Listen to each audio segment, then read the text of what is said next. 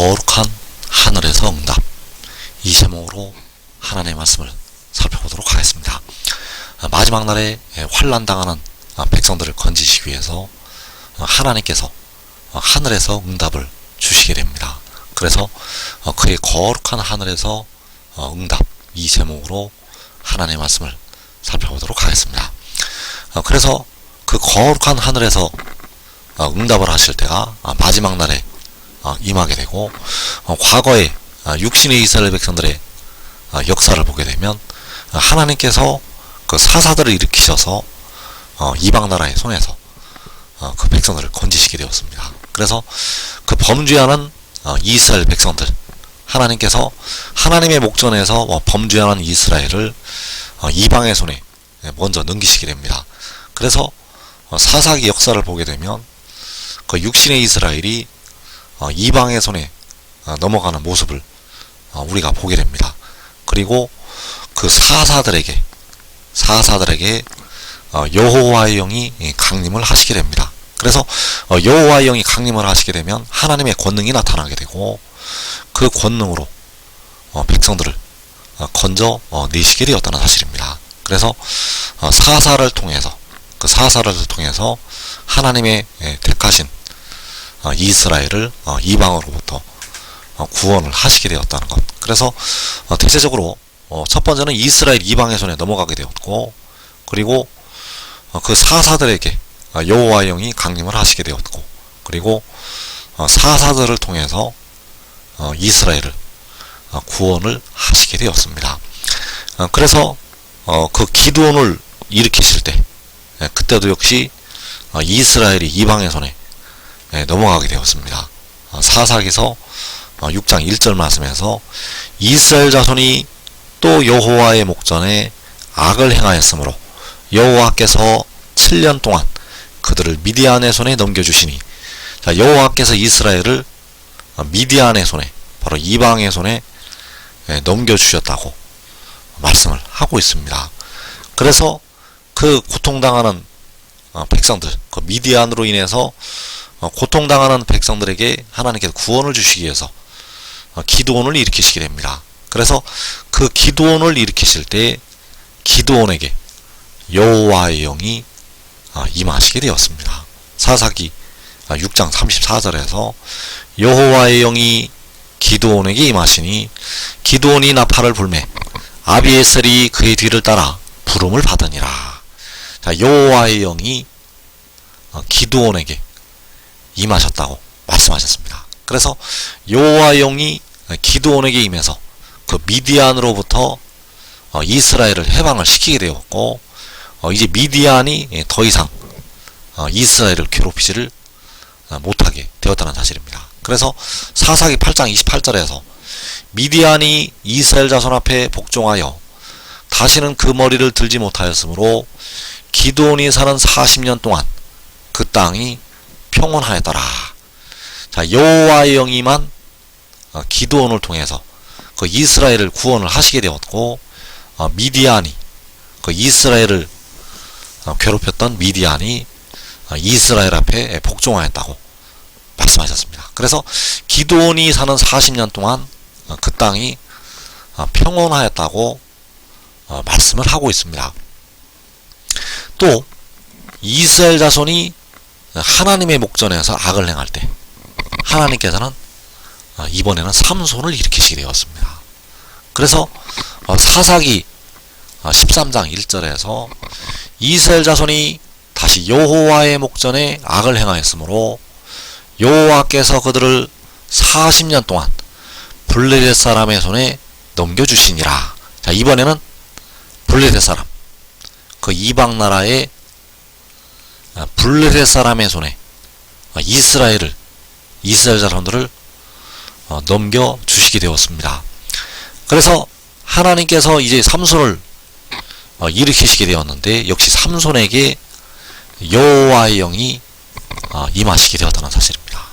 사사기 15장 14절에서 삼손이 레이의 이름에 블레셋 사람들이 그에게로 마주 나가며 소리 지를 때 여호와의 영이 삼손에게 갑자기 임하심에 그의 팔 위에 밧줄이 불탄 삼과 같이 그의 결박되었던 손에서 떨어진지라. 자, 여기에서 여호와의 영이 삼손에게 갑자기 임하셨다고 말씀하셨습니다. 그래서 여호와의 영이 임한 삼손을 통해서 그 이방나라 블레셋 사람을 심판을 하시게 되었습니다. 그래서 사사기 15장 15절에서 삼손이 나귀의 새 턱뼈를 보고 손을 내밀어 집어들고 그것으로 1000명을 죽이고 이르되 나귀의 턱뼈로 한 더미 두 더미를 쌓았으며 나귀의 턱뼈로 내가 1000명을 죽였도다 하니라. 자, 이 삼손을 통해서 블레셋 사람들을 심판하시고 이스라엘을 구원을 하게 되었습니다. 그래서 삼손을 통해서 그 이방 나라들을 바로 블레셋을 죽이고 심판을 하게 하셨다는 사실입니다. 그래서 그가 나귀의 새로운 턱뼈를 취해서 그 턱뼈를 가지고 1000명을 죽였다고 말씀을 하고 있습니다. 그래서 다시 한번 보게 되면 이스라엘이 이방의 손에 넘어가게 됩니다. 왜냐하면 하나님께서 악을 행하는 이스라엘을 이방 나라의 손에 넘기셨기 때문입니다.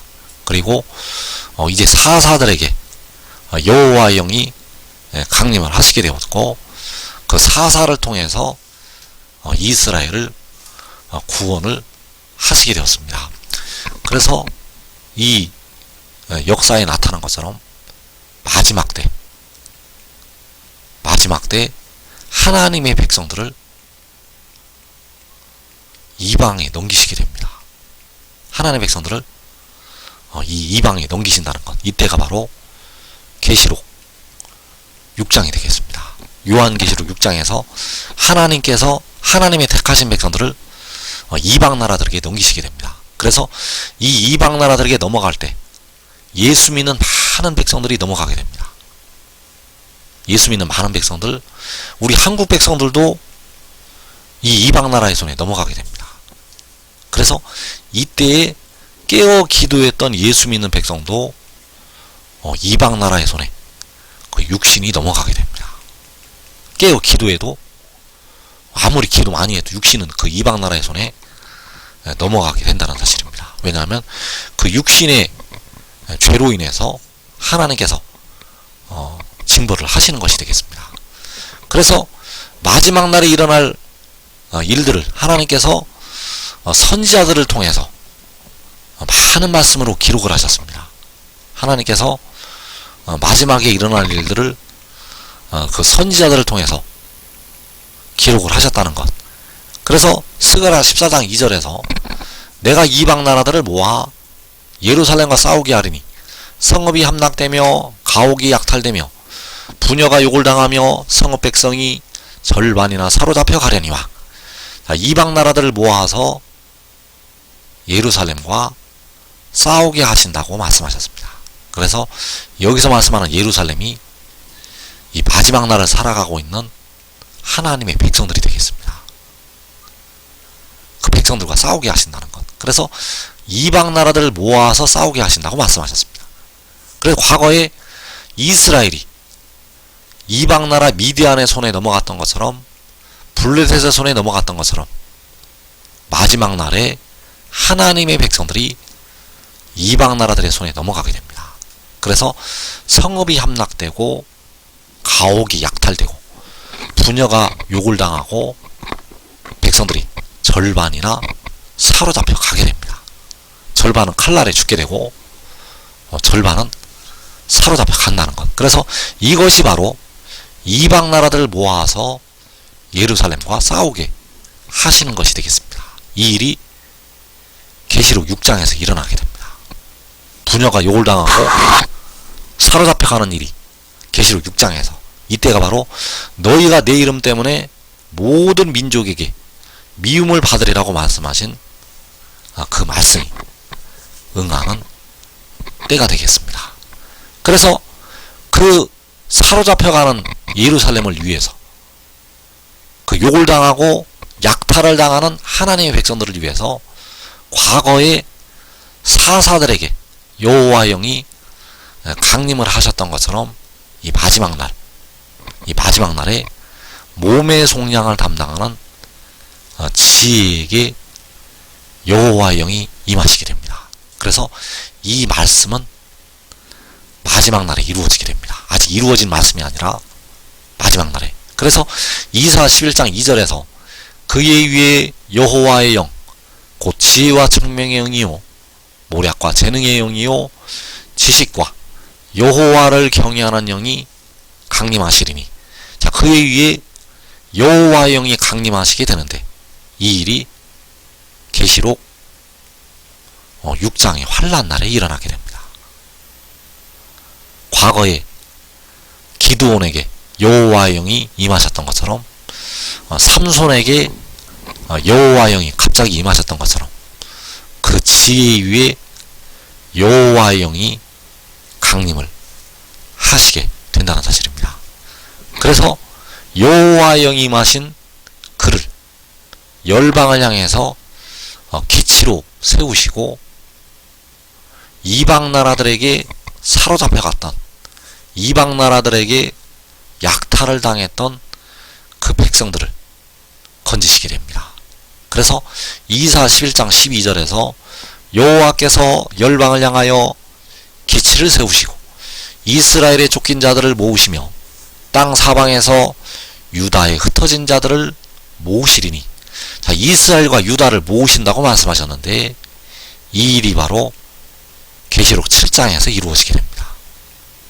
그래서 이때에 각 나라에서 큰 무리가 나오게 되는데 그들을 향해서 이는 큰 환란에서 나오는 자들이라고 말씀을 하고 있습니다. 그래서 계시록 7장에서 말씀하는 큰 환란은 7년 환란이 아니라는 사실입니다. 그 큰 환란은 7년 환란이 아니라는 것. 계시록 6장에서 4분의 1이 죽는 환란을 가리켜서 말씀을 하신 것이 되겠습니다. 그래서 이 큰 환란은 7년 환란이 오기 전에 먼저 일어나게 됩니다. 7년 환란에 들어가기 전에 먼저 이 땅에 큰 환란이 있다는 것. 그래서 그때 여호와께서 열방을 향하여 기치를 세우시게 됩니다. 그 기치가 바로 여호와의 영이 강림하신 그 지혜가 되겠고 바로 몸의 속량을 담당하는 주가 되겠습니다. 그를 기치로 세우시고 이스라엘 12지파를 각 나라에서 모으시게 됩니다. 그래서 그 큰 환란에서 나오는 자들이 바로 이스라엘 12지파로 세우심을 받게 됩니다. 그 큰 환란에서 나오는 자들이 바로 이스라엘 12지파로 세우심을 받게 된다는 사실입니다. 그래서 그의 위에 바로 한 싹 위에 여호와의 영 곧 지혜와 총명의 영이요 모략과 재능의 영이요 지식과 여호와를 경외하는 영이 강림하신다고 말씀하셨습니다. 그 영이 바로 여호와의 영이 강림하시게 되면 하나님의 권능이 나타나게 됩니다. 하나님의 권능이 나타나서 하나님의 백성들을 열방에서 건져내게 됩니다. 그 이후에 여호와의 영이 강림하시게 되면 그 하나님의 권능으로 이제 백성들을 건지게 된다는 사실입니다. 그래서 그 영이 임하시는 날이 환란 날이 되겠습니다. 그 여호와의 영이 임하시는 날은 환란 날. 그래서 이 날이 바로 계시록 6장에서 4분의 1이 죽임을 당하는 환란 날. 그 환란 날에 여호와께서 4개 응답하신다고 말씀하셨습니다. 그래서 여기서 4개는 바로 지혜요 독생자가 되겠습니다. 그래서 십자가를 지신 주님은 만군의 여호와 바로 스스로 있는 자가 되시겠습니다. 십자가를 지신 주님은 독생자가 절대 아니십니다. 독생자가 아니시라 스스로 있는 자 만군의 여호와, 그리고 여호와께서 환란 날에 태초에 가지신 지혜에게, 바로 태초에 태어난 자에게 응답을 하시게 됩니다. 그래서 여호와께서는 백성들의 영혼을 구속을 하셨고, 독생자는 백성들의 썩어짐의 종로로 타고 있는 몸을 속량을 하게 됩니다. 그래서 몸의 속전을 지불한 지혜에게 환난날에 여호와께서 응답을 하시게 된다는 사실입니다. 그래서 시편 20편 6절에서 여호와께서 자기에게 기름 부은 바른 자를 구원하시는 줄 이제 내가 아노니 그의 오른손에 구원하는 힘으로 그의 거룩한 하늘에서 그에게 응답하시리로다. 자, 하늘에서 그에게 응답하신다고 말씀을 하시고 있습니다. 하늘에서 그에게 응답하신다는 것, 이 일이 계시록 6장에서 그 환난날에 응답이 임하게 됩니다. 그래서 여호와께서 자기에게 기름 부음 받은 자를 구원하신다고 말씀하셨는데, 그 기름을 부으시는 것이 하늘에서 그에게 응답을 하시는 것이 되겠습니다. 여호와께서 기름을 부으시는 것이 하늘에서 그에게 응답을 하시는 것. 그래서 그 기름 부으시는 것이 그의 위에 여호와의 영이 강림을 하시는 것이 되겠습니다. 그 기름을 부으시는 것은 그 위에 여호와의 영이 강림을 하시는 것. 그래서 하늘에서 여호와께서 하늘에서 그에게 응답을 하시는데, 바로 여호와의 영이 강림을 하시게 된다는 사실입니다. 그래서 환난날에 여호와께서는 그 지혜에게 응답을 하시게 되고, 그를 통해서 큰 환난에 들어갔던 하나님의 백성들을 구하여 내시게 됩니다. 과거에 사사에게 여호와의 영이 임하셔서 그 백성들을 이방 나라로부터 구원을 하셨던 것처럼, 이 마지막 날 여호와께서 환난날에 그에게 응답을 하시고 구원을 하신다는 것. 그래서 환난날에 여호와께서 내게 응답을 하신다는 것이 여호와께서 그의 거룩한 하늘에서 그에게 응답을 하신다는 것이 되겠습니다. 그래서 시편 45편 7절에서 왕은 정의를 사랑하고 악을 미워하시니 그러므로 하나님 곧 왕의 하나님이 즐거움의 기름을 왕에게 부어 왕의 동료보다 뛰어나게 하셨나이다. 자, 하나님은 곧 왕의 하나님. 그래서 왕의 하나님이라는 것은 바로 지혜의 하나님이요 독생자의 하나님이 되시겠습니다. 왕의 하나님은 독생자의 하나님, 그 왕이 바로 지혜요 독생자가 되겠고, 하나님께서 만군의 여호와께서 즐거움의 기름을 왕에게 부으시게 됩니다. 그 즐거움의 기름이 여호와의 영이 되겠습니다. 그 한 싹 위에 임하는 여호와의 영이 바로 즐거움의 기름.